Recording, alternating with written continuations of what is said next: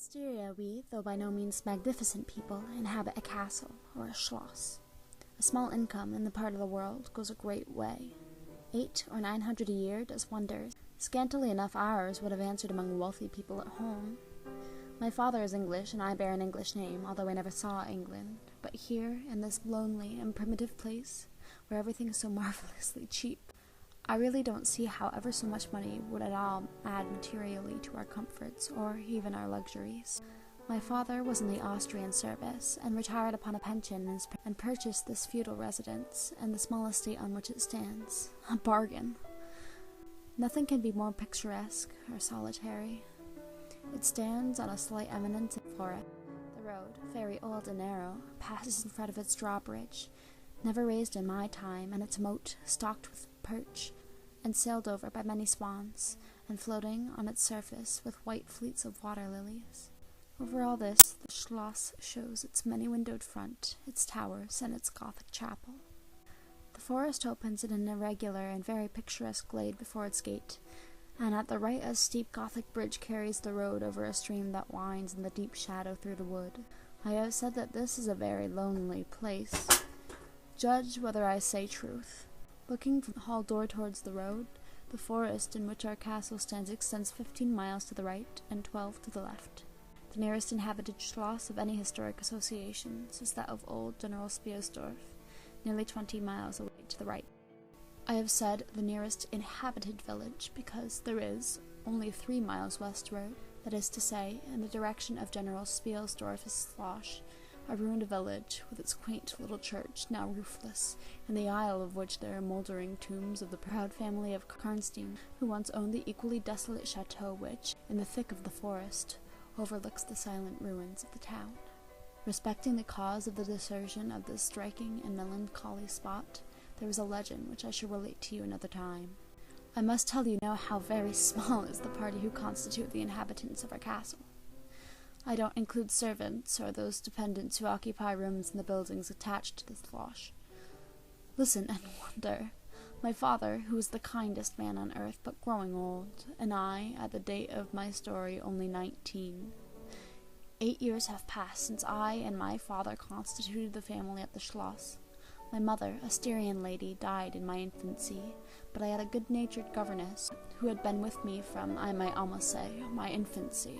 I could not remember the time when her fat, benignant face was not a familiar picture in my memory. This was Madame Sheridan, a native of Bern, whose care and good nature was now in part supplied to me by the loss of my mother, whom I do not even remember, so early I lost her. She made a third at our little dinner party. There was a fourth, Mademoiselle de la Fontaine, a lady such as you term, I believe, a finishing governess. She spoke French and German, Madame Sheridan French and broken English, to which my father and I added English, which, partly to prevent its becoming a lost language among us, and partly from patriotic motives, we spoke every day. The consequence was a babel, at which strangers used to laugh, and which I shall make no attempt to reproduce in this narrative.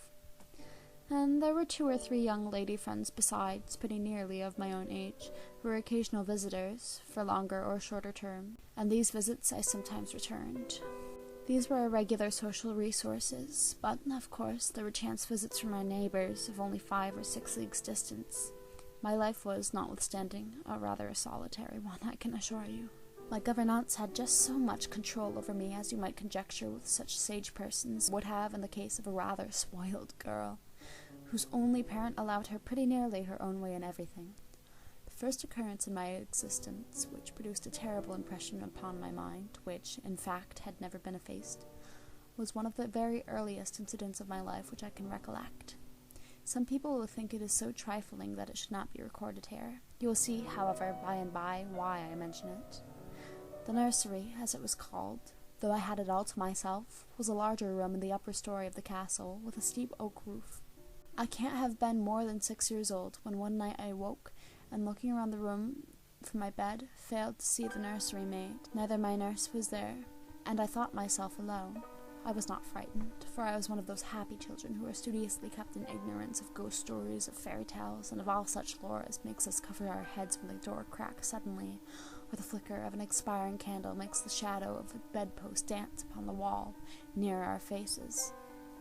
I was vexed and insulted at finding myself, as I conceived, neglected, and I began to whimper, preparatory of a hearty bout of roaring, when, to my surprise, I saw a solemn but very pretty face looking at me from the side of the bed. It was that of a young lady who was kneeling, with her hands under her coverlet. I looked at her with a kind of pleased wonder and ceased whimpering. She caressed me with her hands and lay down beside me on the bed. I felt immediately delightfully soothed, and fell asleep again. I was wakened by a sensation as if 2 needles ran into my breast very deep at the same moment, and I cried loudly. The lady started back, with her eyes fixed on me, and then slipped down and upon the floor, and, as I thought, hid herself under the bed. I was now for the first time frightened, and I yelled with all my might and main. Nurse, nursery maid, housekeeper, all came running in, and, hearing my story, they made light of it, soothing me all they could meanwhile. But, child as I was, I could not perceive that their faces were pale with unwonted look of anxiety, and I saw them look under the bed and about the room, and peep under tables and pluck open cupboards, and the house lady whispered to the nurse, "Lay your hand along that hollow in the bed. Someone did lie there, as I'm sure you did not. The place is still warm." I remember the nursery maid petting me, and all 3 examining my chest, where I told them I felt the puncture, and pronouncing that there was no sign visible that any such thing had happened to me. The housekeeper and the other 2 servants who were in charge of the nursery remained sitting up all night. I was very nervous for a long time after this. A doctor was called in. He was pallid and elderly. How well I remember his long, saturnine face, slightly pitted with smallpox, and his chestnut wig. For a good while, every second day, he came and gave me medicine, which, of course, I hated. The morning after I saw this apparition, I was in a state of terror, and could not bear to be left alone, daylight though it was, for a moment. I remember my father coming up and standing at the bedside, talking cheerfully and asking the nurse a number of questions, and laughing very heartily at one of the answers, and patting me on the shoulder and kissing me, and telling me not to be frightened, that it was nothing but a dream and could not hurt me. But I was not comforted, for I knew the visit of the strange woman was not a dream, and I was awfully frightened. I was a little consoled by the nursery maid's assuring me that it was she who had come and looked down on me and lain beside me in bed, and that I must have been half dreaming not to have known her face. But this, though supported by the nurse, did not quite satisfy me. I remembered, in the course of the day, a venerable old man in black cassock, coming into the room with the nurse and the housekeeper, and talking little to them, and very kindly to me. His face was very sweet and gentle, and he told me that they were going to pray, and joined my hands together, and desired me to say, softly, while they were praying, "Lord, hear all good prayers for us, for Jesus' sake." I think those were the very words, for I often repeated them to myself, and my nurse used for years to make me say them in my prayers.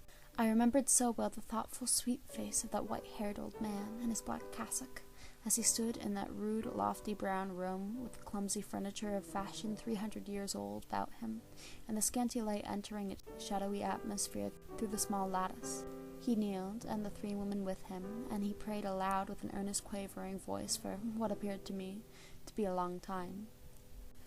I forget all my life preceding that event, and for some time after it is all obscure also. But the scenes I have just described stand out vivid as the isolated pictures of the phantasmagoria surrounded by darkness.